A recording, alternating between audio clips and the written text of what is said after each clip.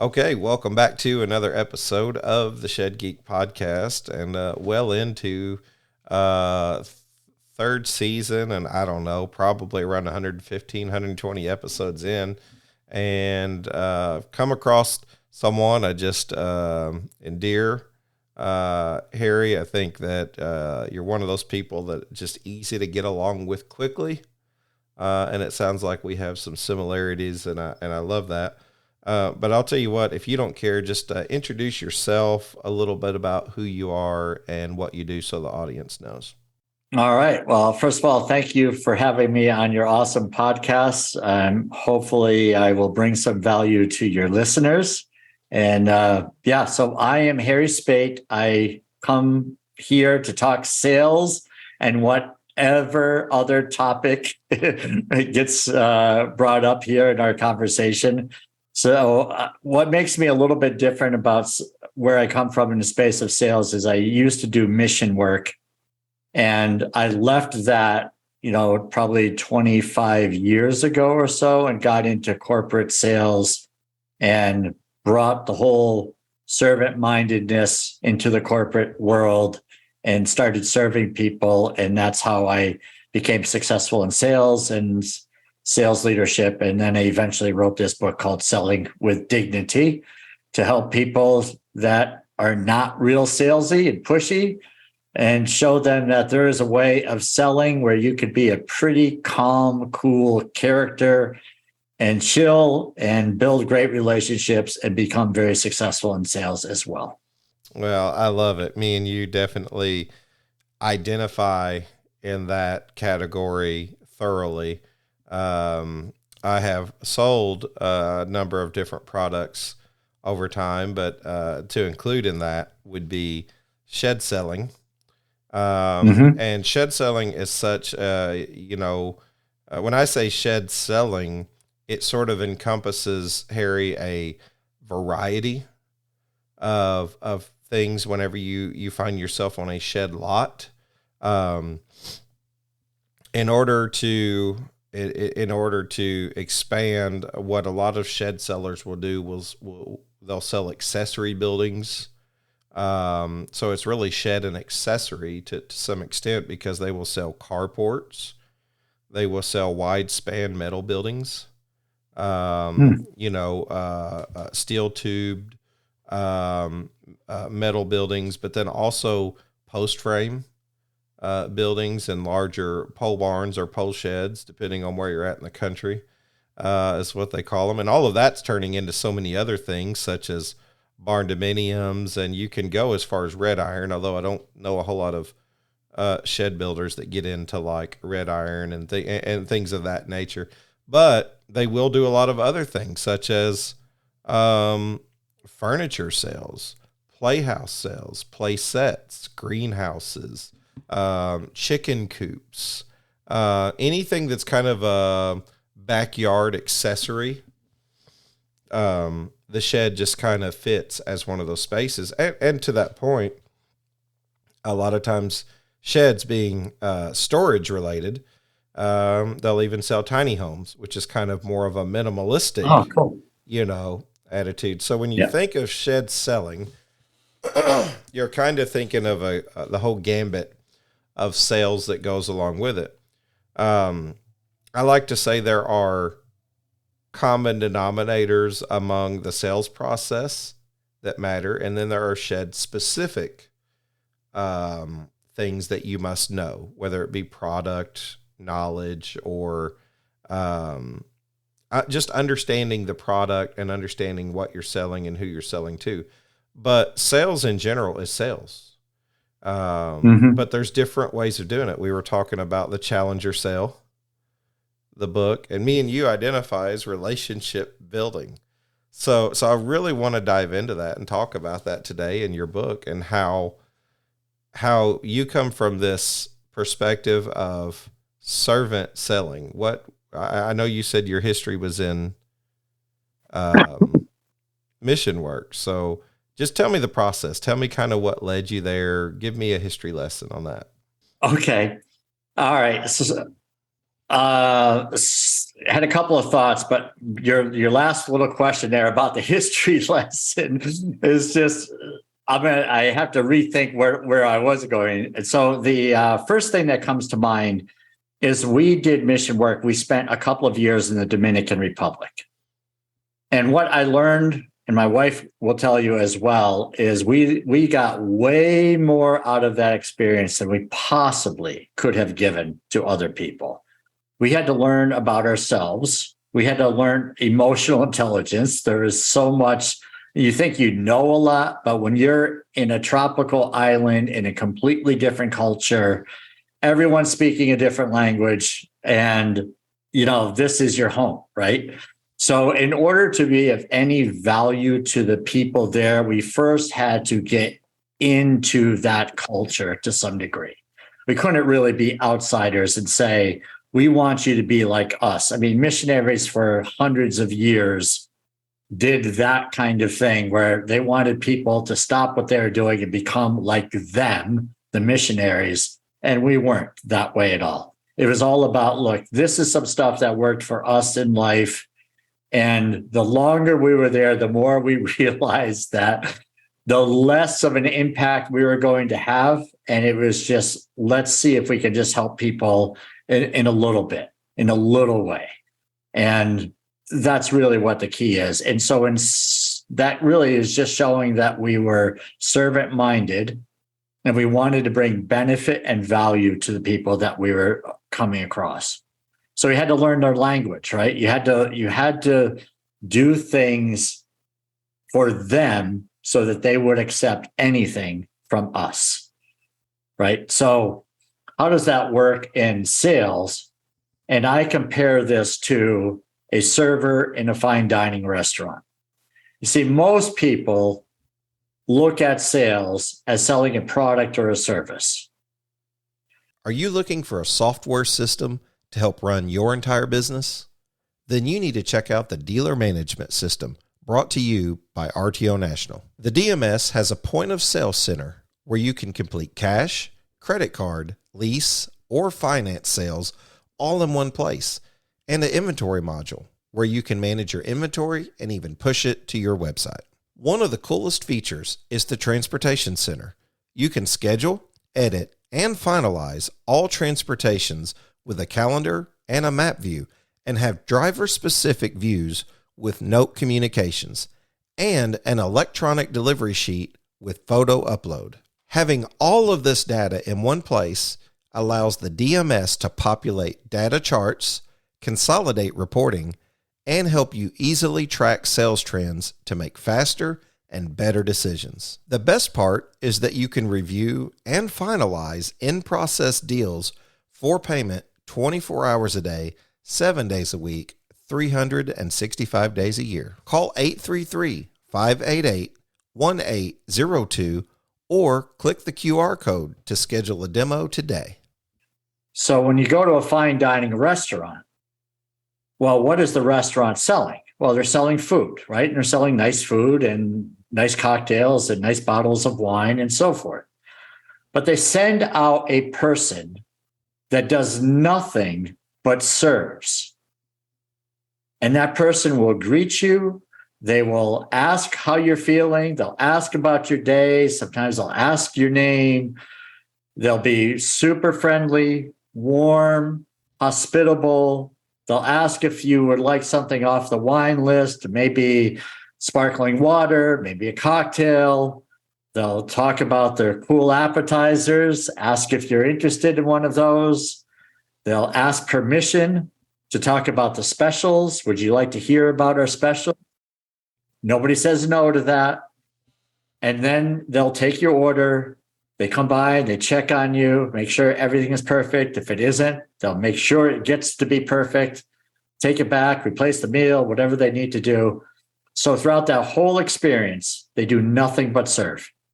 And at the end, when they hand you the nice little bill with a couple of mints maybe, there's a little space on the bill that is their commission. Right? So that, to me, that type of service that type of selling is what I like, right? Where most people don't even know that there's sales involved. So they look at the server as a server. They don't look at the server as a salesperson. Now compare that server to someone who is selling a car or selling possibly a shed, and they would say, let me talk to you about our steak tonight. Our steak is awesome. It is the best steak in town. There's no other steak like this steak, right? And it's been voted as to be the best steak all around. And don't even ask about the competitor steak because they're not nearly as good. Okay, so if someone was leading like that, you say, "Oh my God, please leave me alone. I just want to order a meal here. I don't need all of this salesy stuff." So that's the type of selling that puts off people, is that when people just totally lead with product and you just have to stand there and listen or sit there and listen and pretend but you're just biding your time. So you can say, look, I know you got to do this. You got to get through your pitch, but I really don't want to hear it. But that's really the state of sales is these days. So we put up a lot when we have to buy a car or buy a house or something from the salesperson. But if you're small business owner, solopreneur, entrepreneur, and you need to sell, you don't have to fall into those types of sales. You can follow the server in the restaurant, and you'll be just as successful. I love it. So does that answer your question in a short 4-hour response? No, it's fine. I want your thoughts on the matter, so feel free to take the mic and run with it, because I have already appreciated your thoughts and sentiments as I've questioned you previously. But yeah, absolutely. What happens to me and my wife, I don't know if this happens to others. I've maybe discussed this on the show before, but you have this internal struggle as you pull up to the car lot, don't you? Where you pull up and it's like, oh no, here comes the guy. Here he comes, so he's walking out, and it's almost a negative thing. Or for some people, I'm so thankful he's coming out to actually help me. I didn't receive that at the last place. But then for me and my wife, this conversation turns into, well, who's doing the talking? Are you talking? Am I talking? Who's doing the talking? Here, I'll take, okay, I got it. I'll handle it. Okay. Yeah. Hello, sir. Yeah. How's it going? Oh, we're just looking around, and I always struggled. I always thought it was funny. And I've asked this question a lot is, do you approach someone initially whenever they show up, or do you allow them to look and then come ask questions if they have questions? And it seems like the consensus that I've got is, don't bug them, go out, say, hey, I'm here if you need help, and then I'm going to step in the office, but feel free to contact me if you have any questions. So I've enjoyed that exercise over the years, doing that. And that's a great approach too. So you're kind of just making yourself available so that the person is at ease. Your guest onto the property in the shed selling business is you're putting the person at ease, right? I'm not going to be the high pressure person. You can come look at your leisure, and if you need me, I'm over here. I would encourage asking the question, if it made sense, do you prefer to have someone show you around a little bit, or do you just kind of want to look on your own and I'll just be available over here? Because some people would like to be shown around, want that attention. So you can't treat everyone the same, right? So you make it available would be my thought. Yeah, agreed. And it just kind of puts the person at ease. Sales people of any caliber kind of have a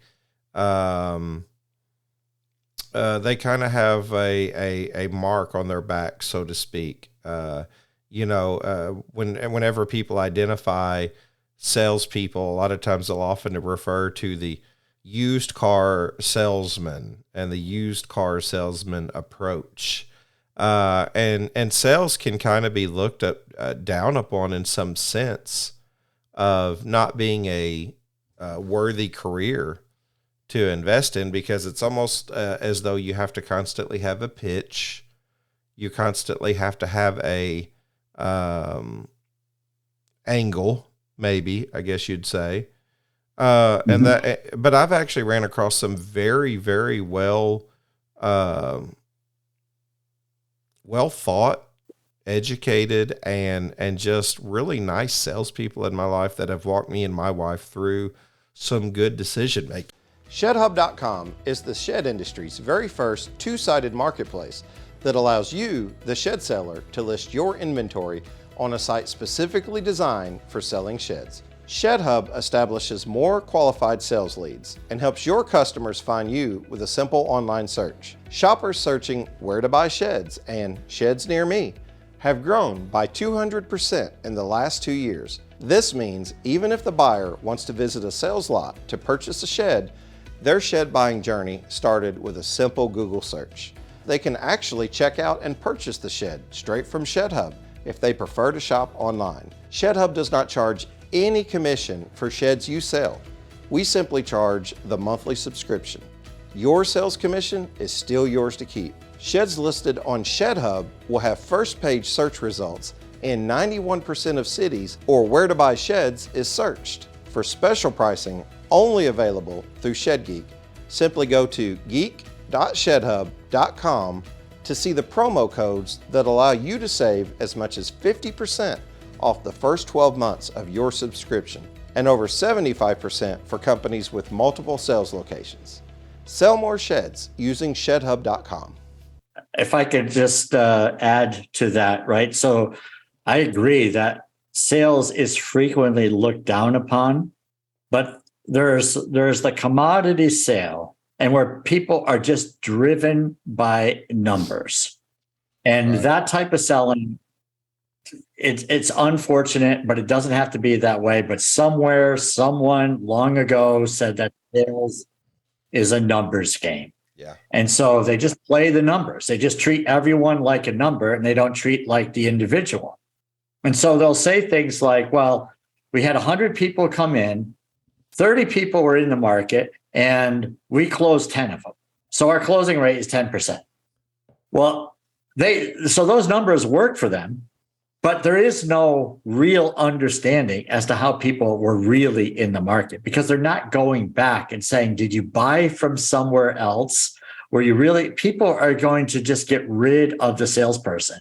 So people like you and me, we've been around sales. We pretty much know what to say. So we're going to try to fool them, whatever, right? We want our information, but sales, where I was going with that, sales doesn't need to be that way. So when people look down upon sales, and so people hesitate and they say things like, to me, it's like, I don't want to be viewed as a salesperson. Small business owner, they'll say things like, no, I'm not a salesperson. And they do that because they don't even want to be looked at for a second that they might be in sales, because there's so much disrespect for it. But coming from a corporate environment where people spot things that were hundreds of thousands of dollars, so there's lots of value to it, they looked at salespeople, buyers, oftentimes as consultants. So when you're a consultant, you have to ask good questions. You have to find out what's on people's mind, what they really need in their business. And you say things like, this may not be for you, because you're not interested in the sale at that time. The sales will come, but they may not come from that person at that time. So when I look at sales like that as very consultative and helpful, I take a ton of pride in that type of selling, but I'm disgusted with the opposite. Yeah. You see a lot of, the grind and the push in sales. Why does that not jive well with you? I'm curious. I have my own reasons. I hear a lot of times people say, I'm all about the customer, but is it the customer even if you don't get a sale? You obviously have to sell to stay in business, but I've just never really been a that's just business kind of guy. Because to me, people who buy are people. The whole point is that it's the people business first, and it's the shed selling business second. So that's sort of my beef with just not. I just don't expect to be in sales. I just expect to be in building a relationship, trying to help a customer. And even that sounds kind of probably old to a lot of guys that's been in sales for a lot of times. They say, "Oh, I've heard that a million times." Just help the customer. That really is the essence of what you're doing, is it not? It is.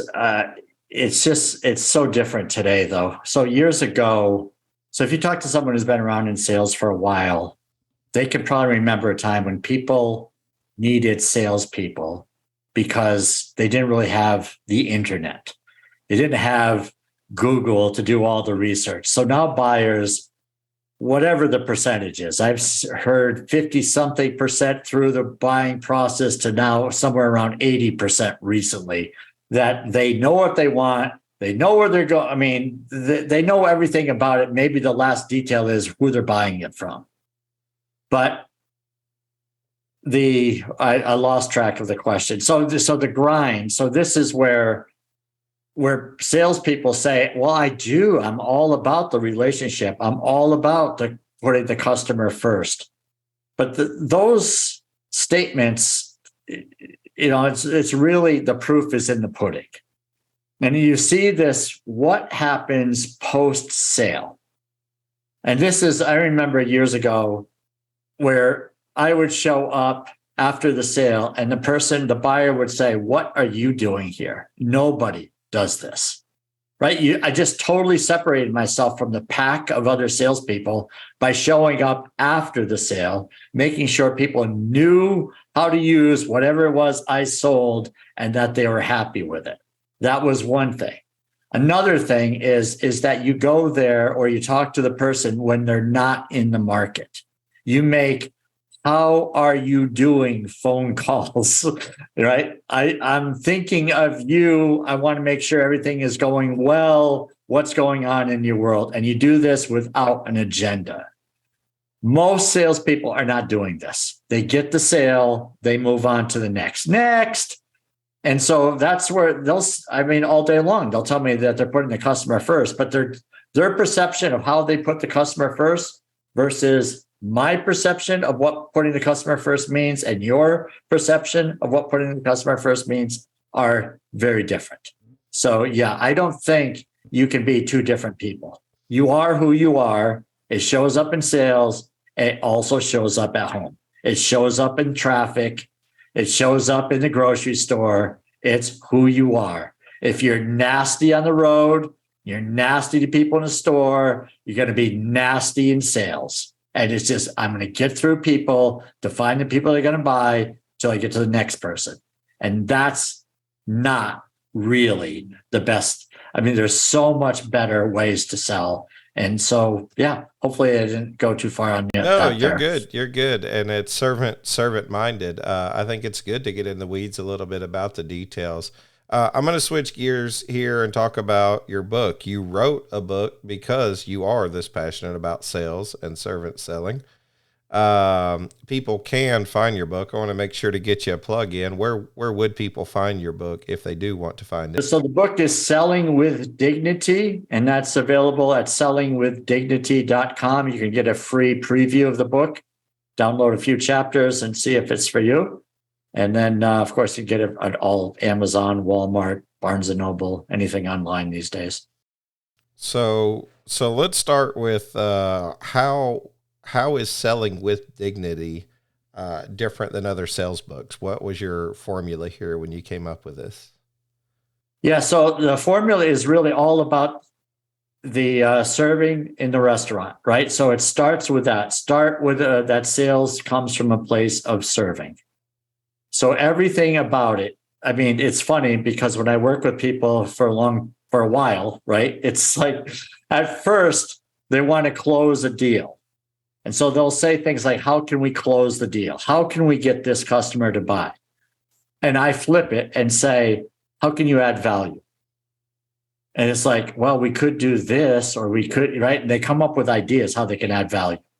when you start thinking about how you can add value to your prospect, they are more likely to buy, because now they see you as someone that's out for something other than the sale. So it's, Gary Vaynerchuk, he's got R-rated language, but I'm a huge fan of his philosophy, which really comes from, the ancient text written thousands of years ago, also known as the Bible, comes from serving others and providing value. And Gary talks about just continuing to provide value for people and then periodically making the ask. And that is also in, the Bible talks about that. I'm a big fan of, keep on asking, right? Ask and you will receive. You got to keep on asking, you got to keep on knocking. Doesn't mean you do it all in the same day or all in a short period of time, but over time, as you're developing relationships, you're developing trust, you can make the ask.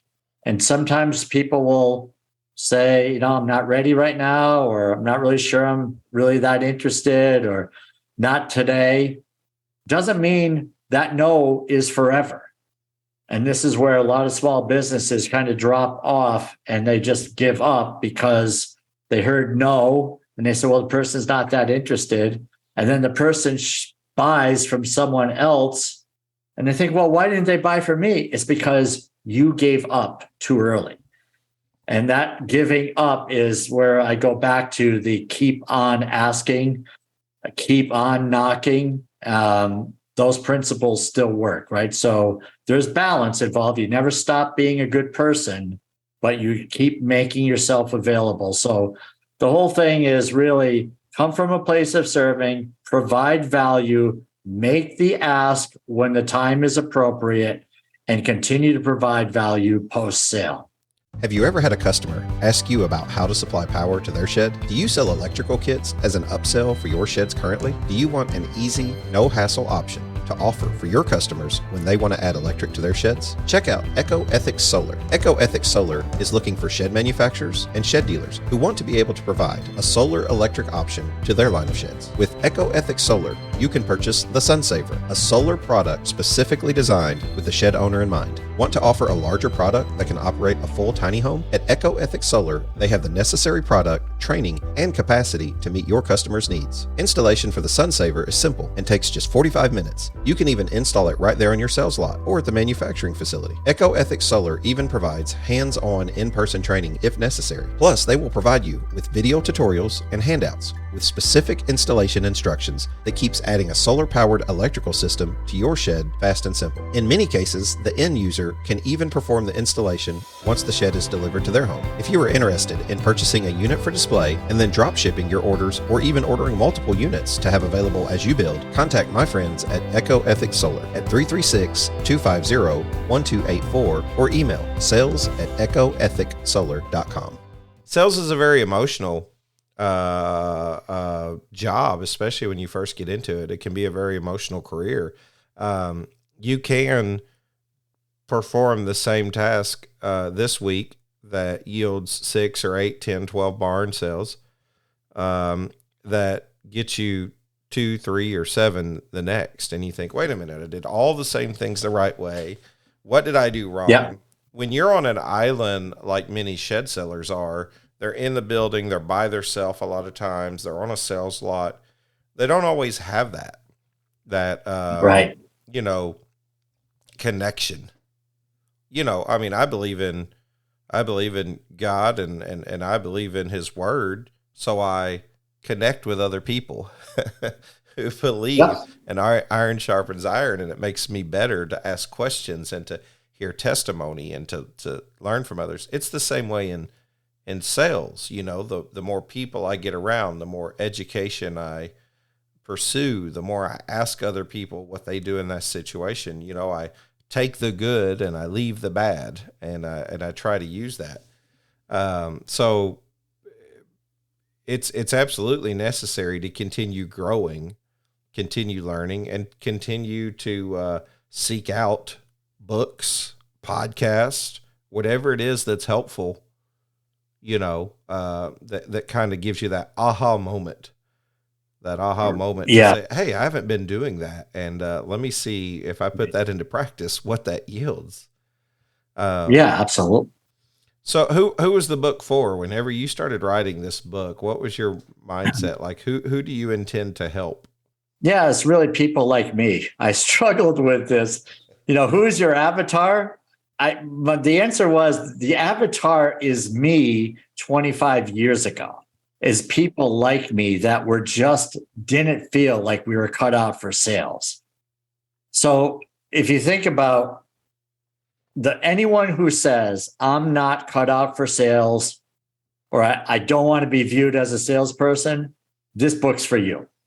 It really comes down to that, is to help those people see that you can be successful in sales. Stop saying you're not a salesperson because you're selling yourself, right? I view that sales is very natural, and we're selling all the time, right? If you look at selling as trying to win someone over to your type of thinking, right? Making a case for yourself, making a case for your beliefs, making a case for which movie to watch, which restaurant to go to. We were selling when we came out of the womb.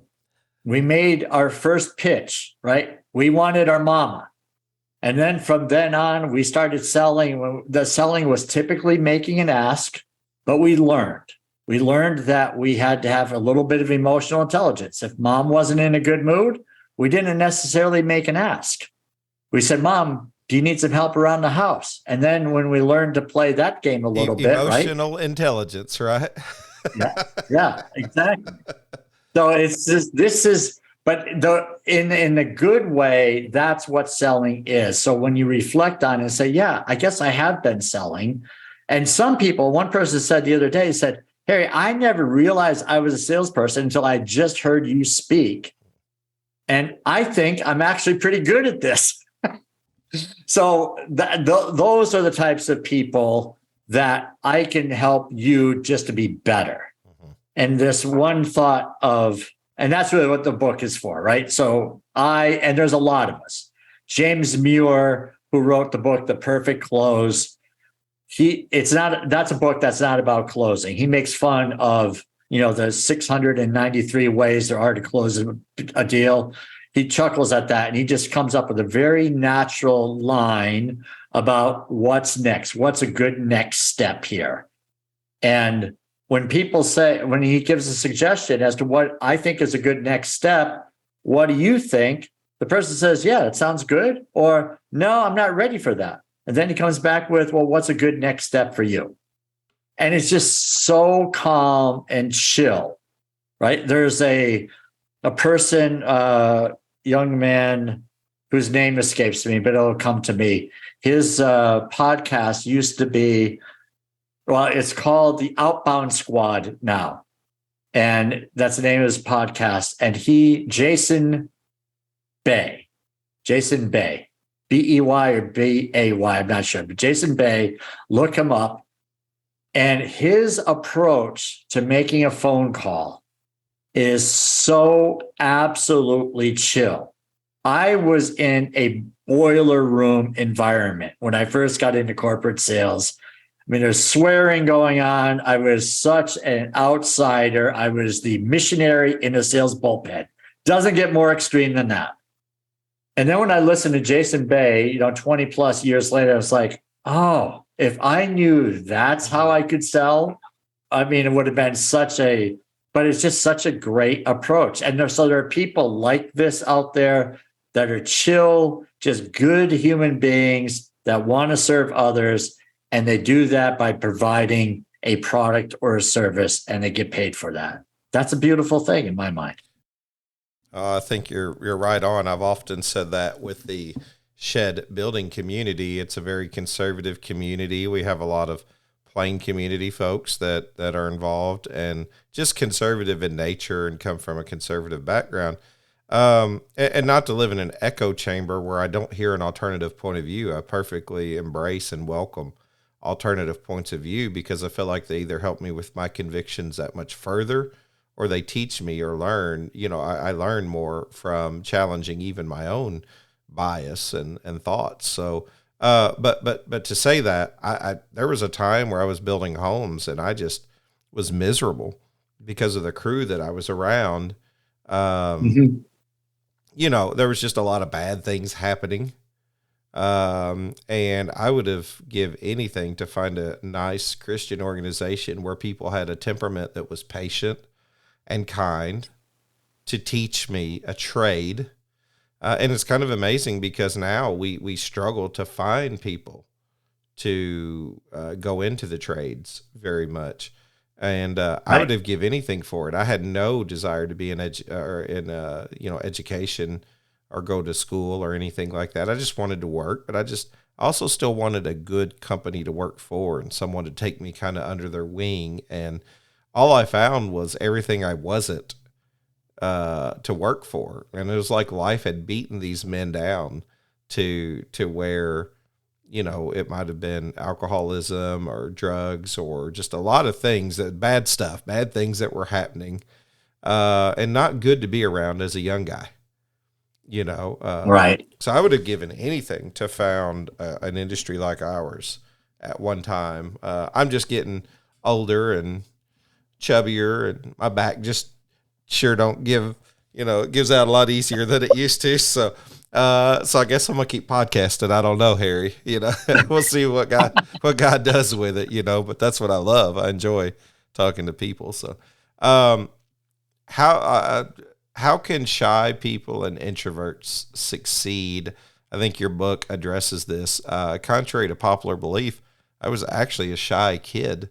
I might Yeah. be on here now talking to a lot of people, but that wasn't always who I was. I've spent a great deal of my life listening. I know all of the sayings. God gives you two ears and one mouth, and better to keep your Yeah. mouth shut and thought a fool than to open it and remove all doubt.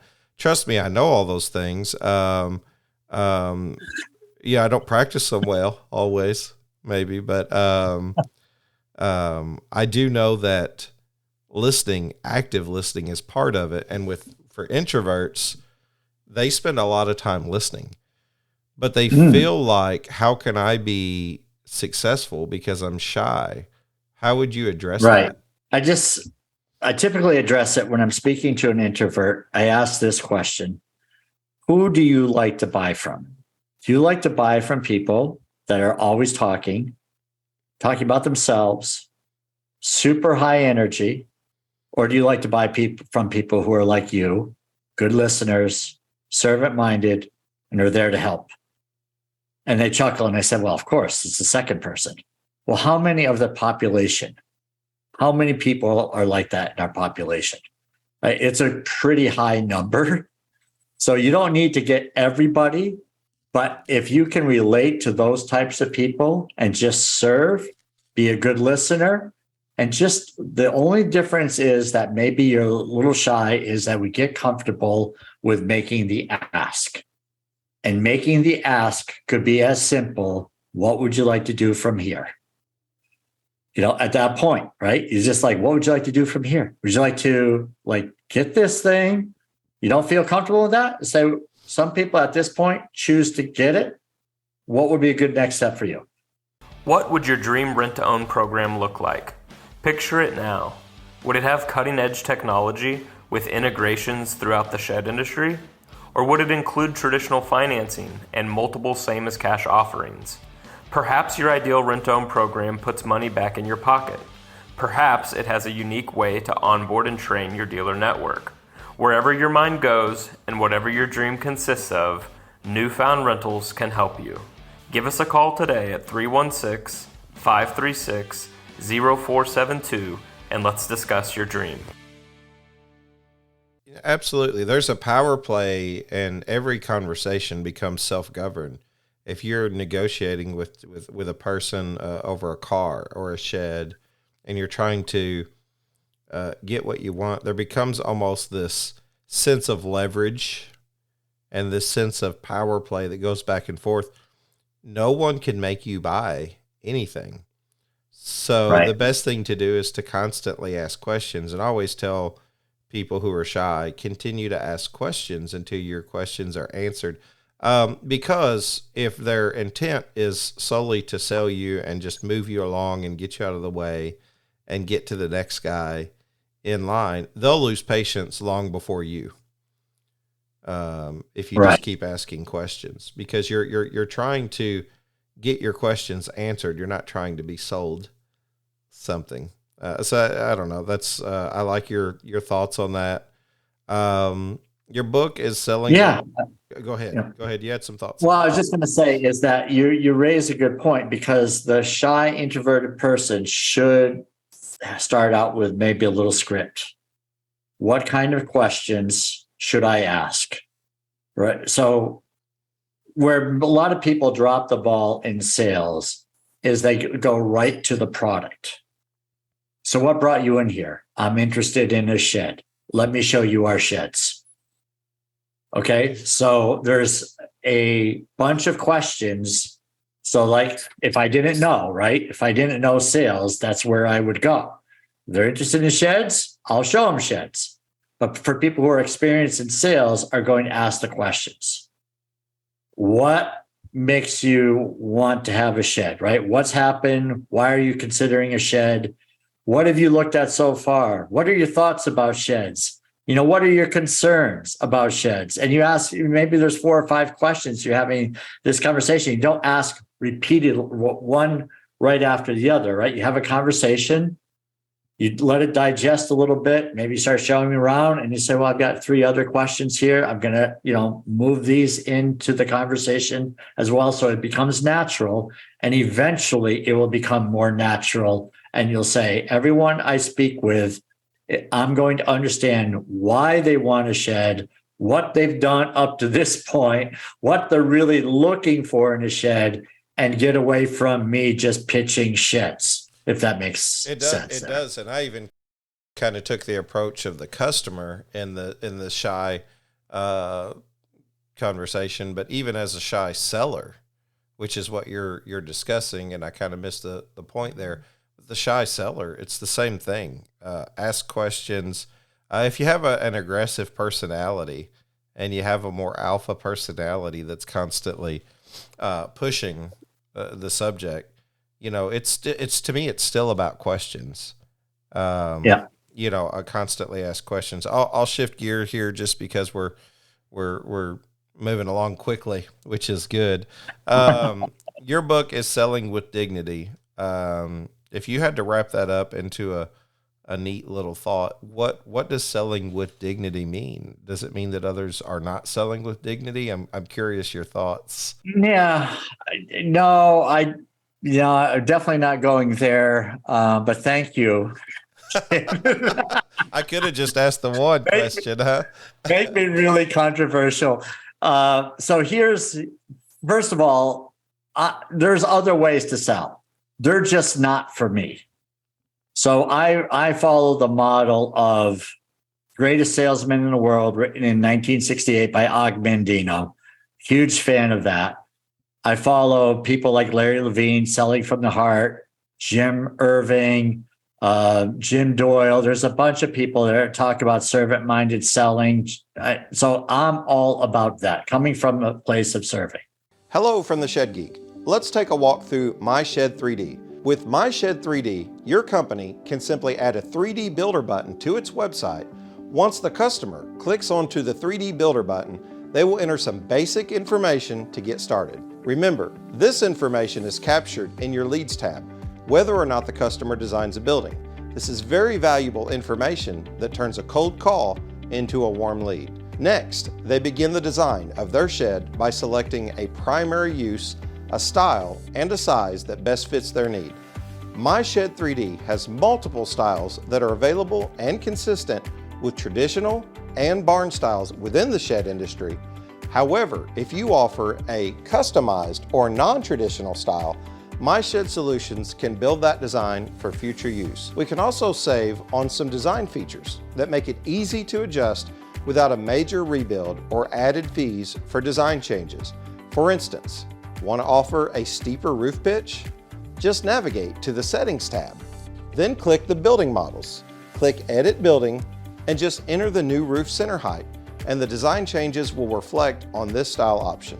This will save you thousands versus traditional design changes that need to build a whole new style to match your design. From here, simply choose a style, siding, and color. Then choose a trim and roofing style and color. Next, let's add a door. That was goofy. Next, let's add a door. It is required to add a door to move forward with the design, as at least one ingress-egress option is necessary. Then add some design changes for personalization. Maybe some windows, or a porch, or some interior shelving. Next, just click Save Design and the customer will receive an automated text with all the features of the design to the email address entered at the beginning. From here, they can edit the design, view the details of the design, pay now to order the shed, or click Rent to Own to complete the necessary steps to purchase a shed they designed with My Shed 3D. The design enters the admin panel as a quote, and this is where the manufacturer can update the progress of the design once a deposit is taken. My Shed, from design to delivery, we have you covered. So the selling with dignity covers three areas. Having self-dignity, right? Don't compromise your values to get a sale. This is all about being a good human being, doing the right thing for people. The sales will follow. Then you have dignity for the people you're speaking to. You're not viewing them as a number. You're not trying to get a sale that you shouldn't be getting a sale from someone who can't afford it, someone who's going to go deeper into debt, someone who is, not putting food on the table and needing your product. You got to help them to be balanced there. And then the third thing is dignity for the art of selling, right? That you treat this as the profession that it is. It is all about helping people. And if you cheapen it, make it ugly, then that's not selling with dignity, in my opinion. So those are the three areas. I love it. Chapter 2 of your book says selling is serving. You talked a lot about that today. Sometimes in the sales process, though, you face objections.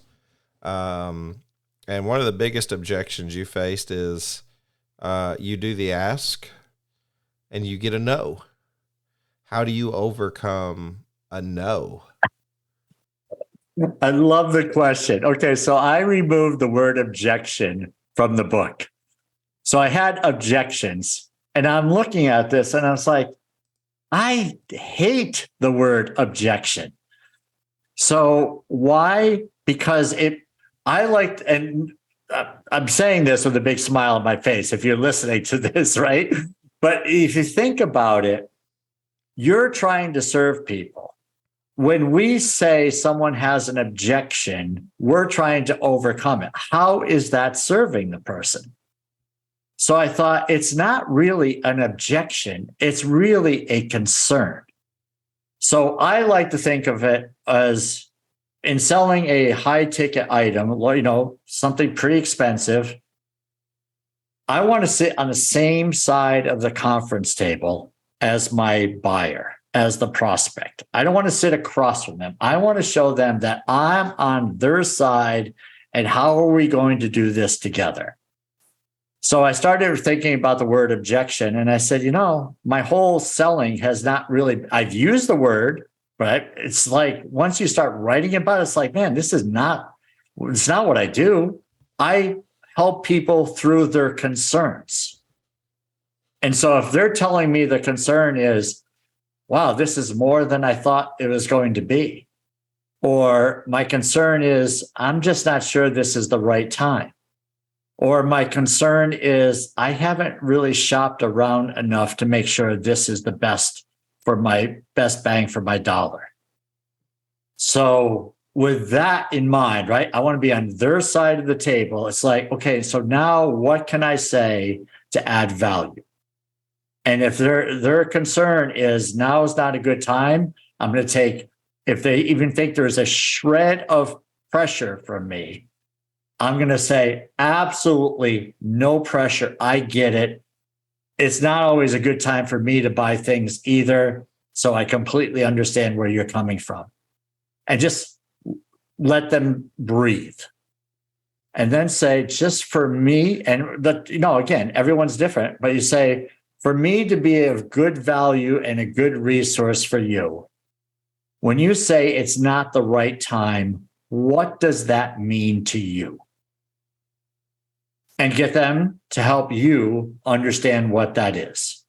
And so when you ask, what does that mean to you? You're just asking for clarification. You're non-threatening, and you're saying it just so I can be a good resource for you. And if someone says, well, I'm not sure this is the best bang for my dollar, I'm going to help them provide information that will help them after that conversation so that they can see that these are some things to consider.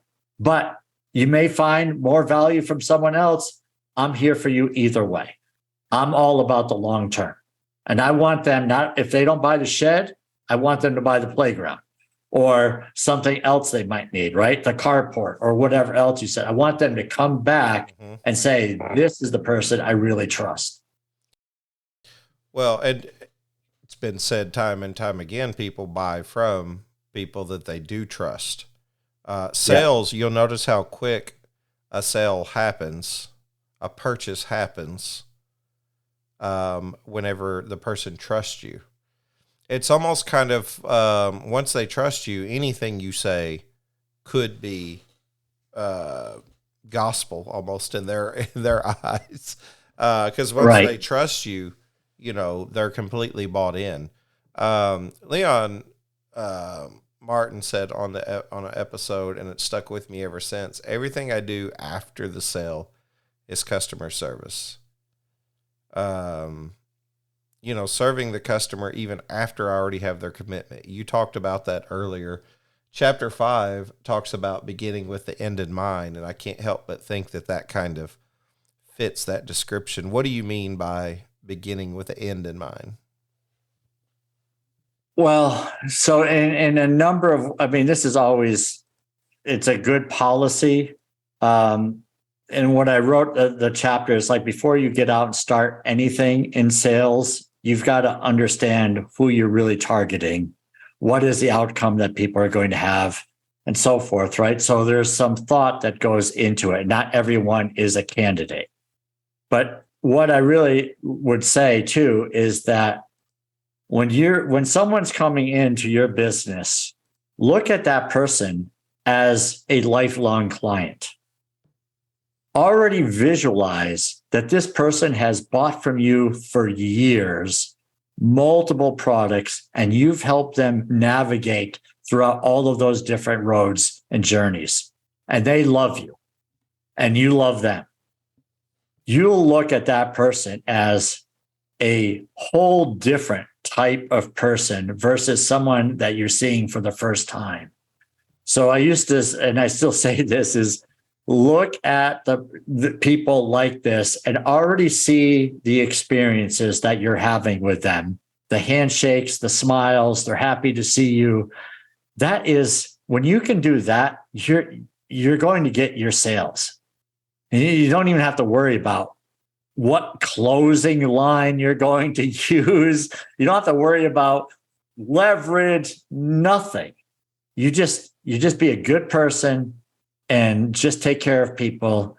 Again, there's skills involved, but it's just relax, see that experience through before it happens, and you'll have those results. Not every time, but a lot of times.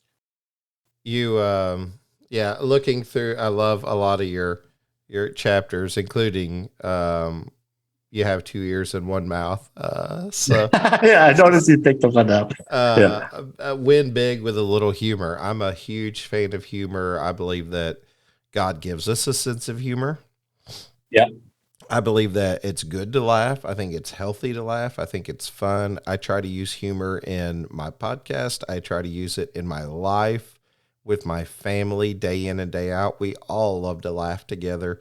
If you could watch us and us not know it, you would be tickled just because it's a huge part of our life. So I can't not use it in the sales approach too. Why does humor matter? Why does humor sell? I think it's because people like to have a little fun in life, and they don't want to be around people that are uptight generally. And so when you can show that you relax and you have fun and that you're not all business, it puts people at ease. And again, I don't know what the psychological reason is, but when they're at ease and they feel like it's a safe place and they can have some fun with you, probably going to buy from you. Jeffrey Gitomer says, get them to laugh, they'll buy. And before I knew Jeffrey Gitomer, I had a sales manager that just was having so much fun. And like, wow, he is so different from other sales managers. And that's the person I, looked up to and just started incorporating that fun in my business. And yeah, it took off. It takes off. Jeffrey Gitomer's Little Red Book of Sales right. was one of the first sales books that I actually read. I had read some other books that you could classify as sales. I mean, I don't know how deep into the woods you would get into categorizing things. I mean, obviously, Dale Carnegie's How to Win Friends and Influence People. I had a person give me that book whenever I was 17 years old, and it completely changed the way I looked at things. He was someone who was selling insurance, and he saw something in me as a young man. I was working at a grocery store, and he worked there, and he said, man, you really need to read this book. It's going to change your life. And it did. And I read it, and it's amazing at how it has changed my point of view on life and different things. But Jeffrey Gitomer's was one of the first books I actually read, the Little Red Book of Sales. We actually did a contest over the book, and I won the contest because I was kind of infatuated with the book and learning. And since then, obviously, I've read a lot, and there's a lot that I agree with. There's a lot that I don't. I think you still take the good, you take the meat away, right, and you leave the rest because not everything is acclamable. That's not even a word, is it? If not everything applies to you, so applicable is what I'm thinking. This is what we do. We change the whole sentence, the whole structure of the sentence if we don't know how to say the word. So yes, not everything is applied in my life, Harry. But I don't like, I identify with the grind, but I don't identify with the grind either.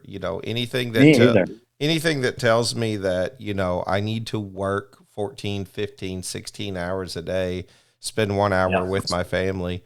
I'm not a fan, but that doesn't mean that there aren't books, and that's me picking on Cordone here for a moment. But, but there are other things that I've learned from, his teachings that I take that are good and I can identify with.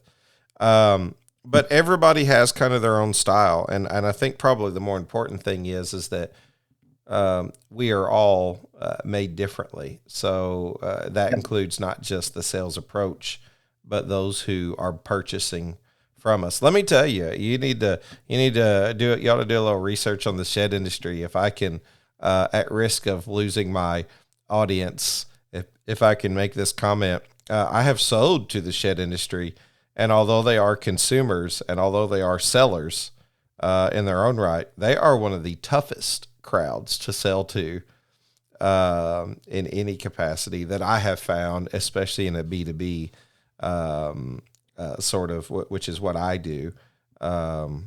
It's tough. It can be very tough. So building relationships is always key for me. There are people that I will never sell to, may never sell advertising to, marketing to, or whatever it is that I'm involved in, but they'll have a relationship with me. And my goal is to be the same person in 5 years that they met 5 years ago and say, well, you know what, at least I know what I get with him. I know absolutely who he is through and through.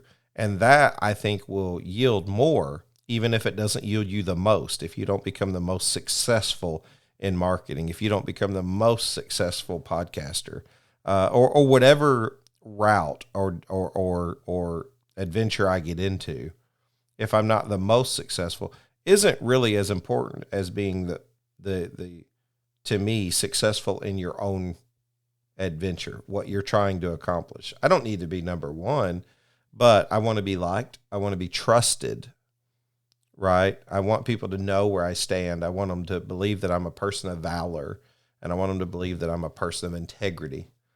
And that right there is a level of success that I'm satisfied with.